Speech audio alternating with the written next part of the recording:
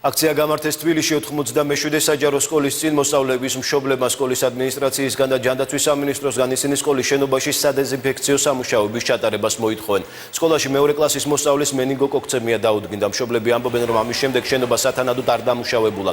ისა სამგორის საგანმანათლებლო რესურს ცენტრის უფროსის განცხადებით მოსწავლის ინფიცირების შემდეგ სკოლამ ეპიდემიოლოგიური სამსახური გამოიძახა და მოხდა სკოლის შენობის დამუშავება, რასაც ადასტურებს თბილისის გადამნებ დაავადებათა კონტროლის ცენტრის დირექტორი. ასევე მოხდა მოსწავლესთან კონტაქტში მყოფი ბავშვების იდენტიფიცირება და მონიტორინგი. ფაქტს დაავადებათა კონტროლის ცენტრშიც ეხმაურებიან.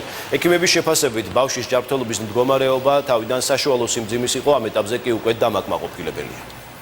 ჩვენ მშობლები, მთელი მშობლების სახელით, მთელი სკოლის სახელით მოვითხოვთ ჯანდაცვის სამინისტროსგან მობრძანდნენ ჩაატარონ ნორმალური სადეზინფექციო სამუშაოები, რომ ჩვენ ვიყოთ მშვიდად გამოუშვებთ ჩვენი შვილების სკოლაში. ბუნებრივად შეჩერებულია სასწავლო პროცესი. კლასებში 2-3-4 ბავშვი ზის. სკოლამ გამოიძახა ეპიდემიოლოგიის სამსახური, მომბრძანდნენ ეპიდემიოლოგები, მთელი დღე იმყოფებოდნენ სკოლაში, აწარმოებდნენ გასაუბრებას როგორც მშობლებთან, ისე ადმინისტრაციასთან, ასევე სკოლის ექიმთან, მისცეს შესაბამისი რეკომენდაციები, დამუშავდა ყველა საკლასო ოთახი, დერეფანი, საპირფარეშოს შესაბამისი ხსნარით. სკოლაში ჩატარებულია ყველა ის ღონისძიება, რაც საჭიროა ხოლმე ჩვეულებრივ ამ დროს, ეს არის სველი წესით დალაგება, 3-ჯერ ჩატარდა ამ სკოლაში.